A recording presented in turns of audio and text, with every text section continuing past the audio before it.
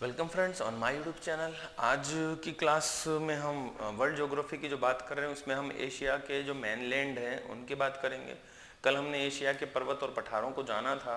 आज हम बात करते हैं एशिया के अन्य जो भूआकार हैं, जैसे कि मरुस्थल हैं, घास के मैदान हैं आदि पर हम बात करने वाले हैं।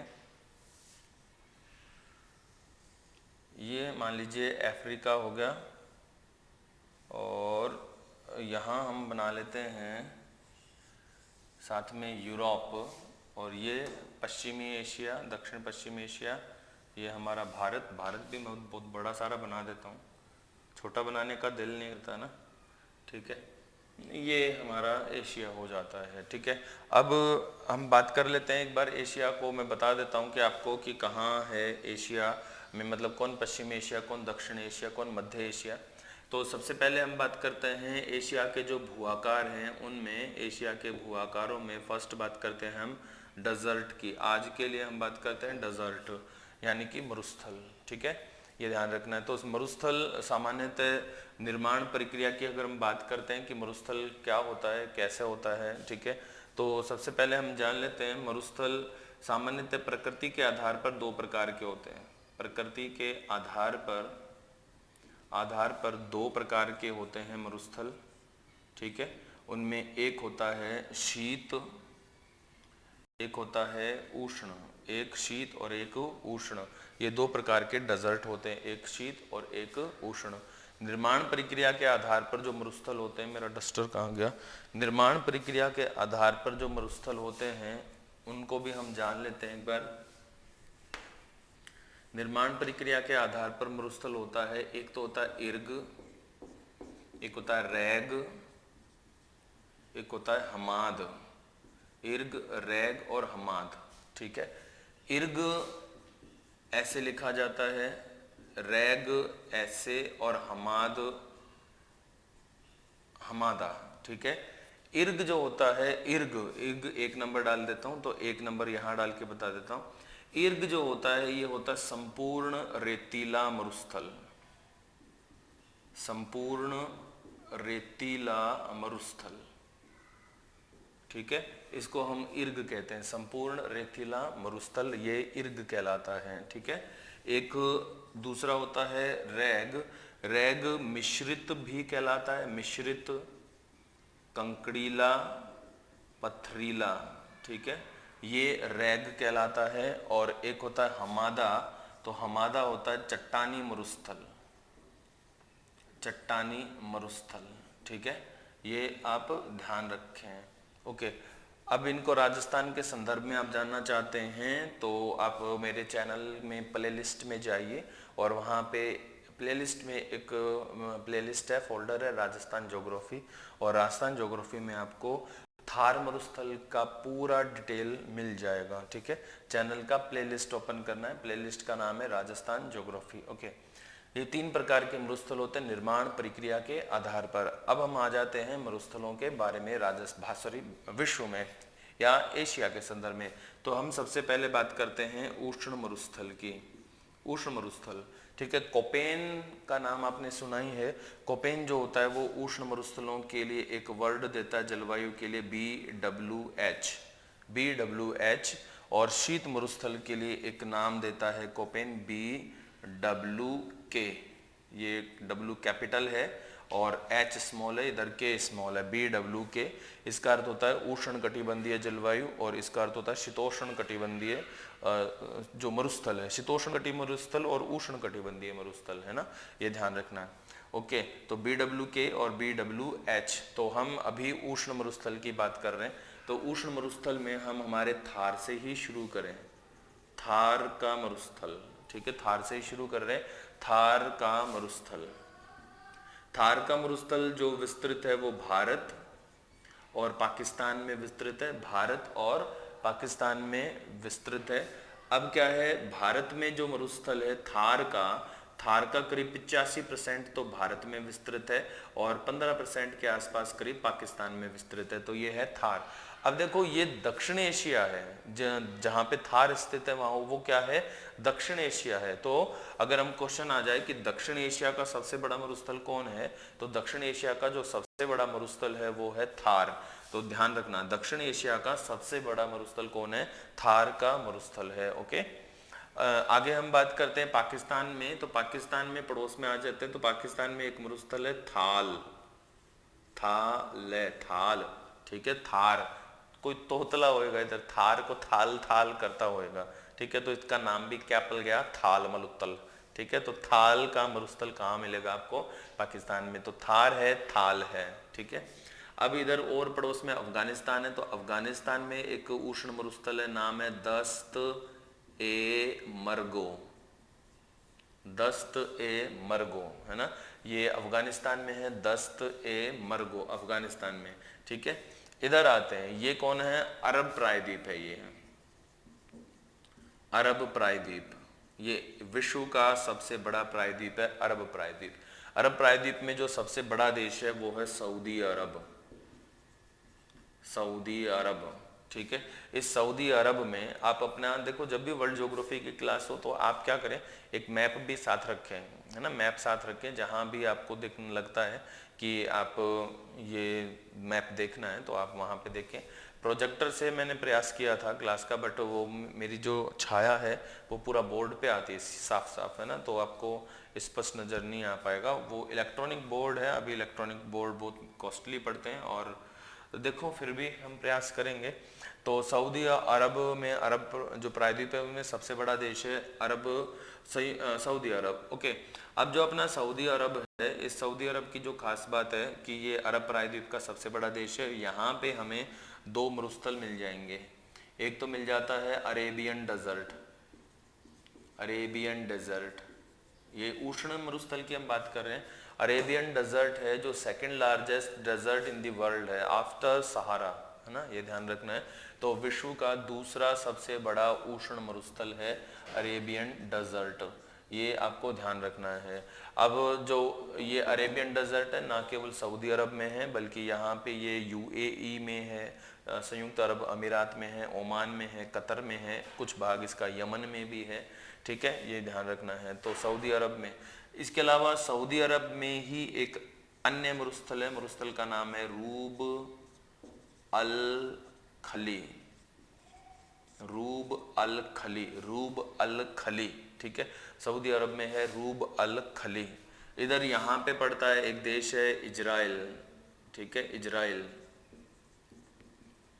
इजराइल, इजराइल में जो डेजर्ट है नाम है नागेव, नागेव, इजराइल में जो डेजर्ट है वो कौन हो गया, नागेव, ठीक है। यहाँ पर इराक है, इराक में आपको पता ही है दजला और फरात, दजला और फरात नदियाँ बहती हैं, दजला फरात नदियाँ यहाँ पे मरुस्थल के निर्माण की वजह से, ठीक है, मरुस्थल के भीतर से होकर बहती हैं। तो दजला और फरात जो नदियाँ हैं, यहाँ पर रेत के जमा होने से यहाँ दजला फरात या मेसोपोटामिया सभ्यता लुप्त हो गई, मेसोपोटामिया, मेसोपोटामिया सभ्यता जो थी यहाँ पे वो लुप्त हो गई। तो अब यहाँ पे जो मरुस्थल है, मरुस्थल का नाम इराक, इराकी डेजर्ट ही है, कोई स्पेशल नाम नहीं है, इराक के नाम पर इराकी डेजर्ट। यहाँ पे सीरिया भी है, तो सीरिया में जो डेजर्ट है उसके देश के नाम पर है सीरियाई डेजर्ट, ठीक है, ये ध्यान रखना है, इराकी डेजर्ट और सीरियाई डेजर्ट। आगे चलते हैं, यहाँ पे उष्ण मरुस्थल में जो जिनकी हम बात कर रहे हैं, यहाँ ईरान पड़ता है, ईरान, ईरान का पूरा नाम पर्शिया है, ईरान। ईरान के जो मरुस्थल हैं, ईरान में भी आपको दो मरुस्थल मिल जाते हैं, एक मिल जाता है हमें दस्त ए लत, दस्त ए लत, एक मिल जाता है दस्त ए कबीर या कबीर, दस्त ए लत और दस्त ए कबीर। दस्त ए कबीर जो है ये नमक का मरुस्थल है, नमक का मरुस्थल,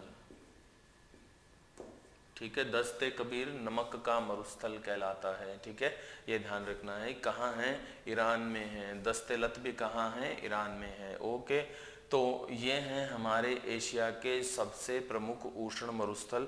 रीट लेवल सेकंड में आप इनको ऐसे के ऐसे याद कर देना। दिल्ली पुलिस, एसएससी, सीजीएल सभी, पटवारी में भी अगर इंडियन ज्योग्राफी या वर्ल्ड ज्योग्राफी आती है तो ये सेम है, ठीक है, आप अच्छे से इन्हें याद कर दीजिए। अब हम बात करते हैं एशिया महाद्वीप में जो शीत अथवा जो शीतोष्ण मरुस्थल हैं उनकी बातें करते हैं। तो ये जो मध्य वाला पोर्शन है इसको हटा देते हैं, क्योंकि जो एशिया में जो शीतोष्ण मरुस्थल है वो मध्य भाग में ही है इसके। तो मध्यवर्ती जो भाग है उनमें कौन से देश आते हैं? मध्यवर्ती एशिया में आते हैं कजाकिस्तान, तुर्कमेनिस्तान, उज्बेकिस्तान, किर्गिस्तान, ठीक है, ये कुछ देश हैं। तो हम बात करते हैं सबसे पहले, ये मध्य एशिया मान लीजिए यहाँ पर है। तो मध्य एशिया में एक मरुस्थल होता है काराकुम, काराकुम है ना, काराकुम। काराकुम जो मरुस्थल है यहाँ की मृदा क्या है? काली है, काली। तो ये काली मृदा का मरुस्थल भी कहलाता है, काली मृदा का मरुस्थल। तो काली मृदा का मरुस्थल और काराकुम का जो विस्तार है वो विशेषकर तुर्कमेनिस्तान में है, तुर्कमेनिस्तान, ठीक है, तुर्कमेनिस्तान में मिलता है। इसके अलावा मध्य एशिया में ही तुर्कमेनिस्तान, तुर्कमेनिस्तान, उज्बेकिस्तान,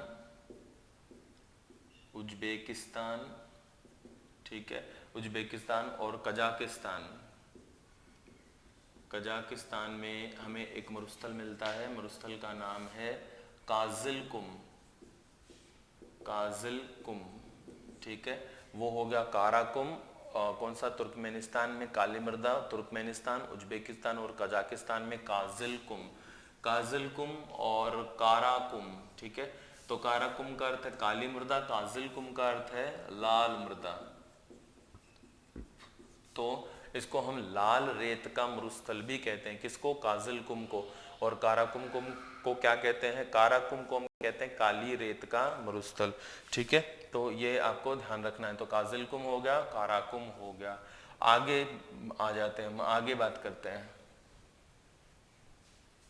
आगे मरुस्थल, ये जो मरुस्थल है ना ये शीतोष्ण है, ध्यान रखना, उष्ण नहीं है, शीतोष्ण प्रकार के मरुस्थल हैं। कोपेन के अनुसार यहाँ पे BWK जलवायु आती है। अब शीत मरुस्थल में, शीत मरुस्थल आप जानते ही हैं, दो और शीत मरुस्थल हैं हमारे यहाँ पर। एक तो चीन में है, एक मंगोलिया में है ना, मंगोलिया। मंगोलिया में जो शीत मरुस्थल है मंगोलिया में, वो कौन है? गोबी डेजर्ट, गोबी का मरुस्थल। मंगोलिया और उत्तरी चीन में विस्तृत है गोबी का मरुस्थल। और इसके अलावा फिर चीन के दक्षिण पश्चिम में, चीन के दक्षिण पश्चिम में एक मरुस्थल है, शीत मरुस्थल है तकलामाक्कन, तकलामाक्कन, ठीक है, शीत मरुस्थल है तकलामाक्कन।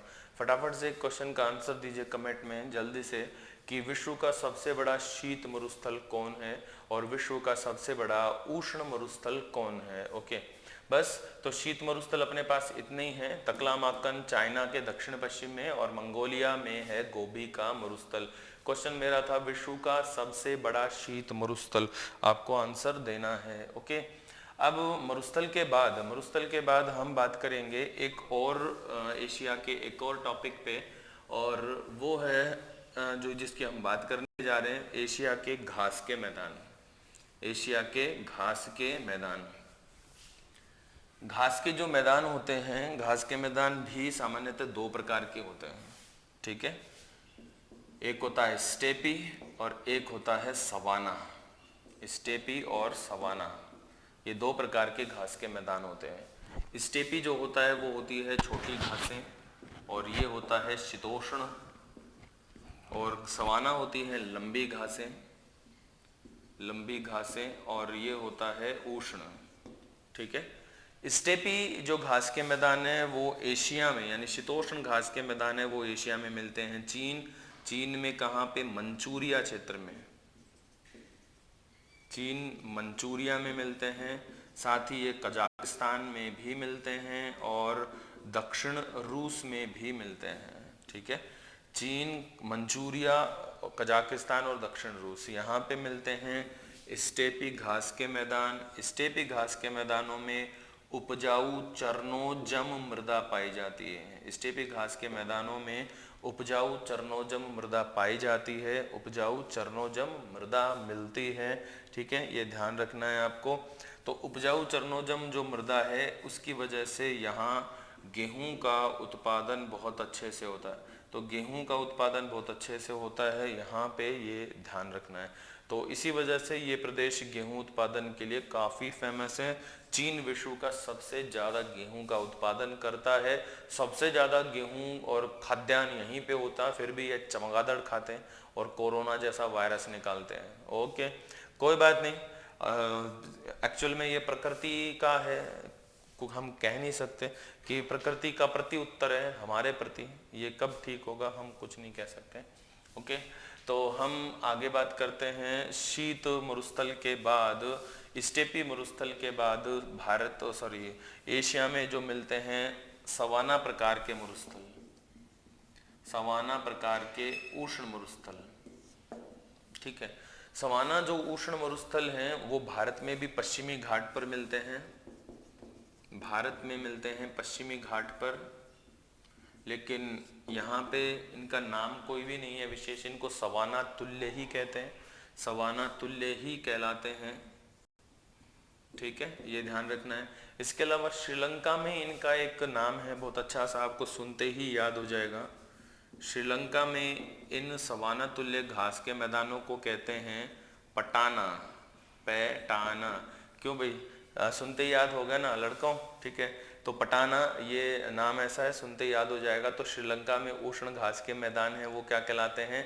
पटाना। तो श्रीलंका में पटाना, भारत में नहीं पटाना। ठीक है, ये ध्यान रखना। तो ओके भाई, तो ये थे हमारे घास के मैदान। तो भारत में पश्चिमी घाट पर पाए जाते हैं सवाना तुल्य, भारत के अतिरिक्त ये आपको इंडोनेशिया में भी मिल जाएंगे, इंडोनेशिया में भी मिल जाएंगे और श्रीलंका में पटाना। ओके, चलो, तो ये तो था हमारा आज का चैप्टर एशिया के संदर्भ में। आज हमने एशिया के दो भू आकारों की बात की है, एक तो मरुस्थल की और एक घास के मैदानों की। ओके, आगे हम नेक्स्ट जो क्लास होगी उसमें हम एशिया के अन्य जो पार्ट रह गए हैं हम उनकी बात करेंगे।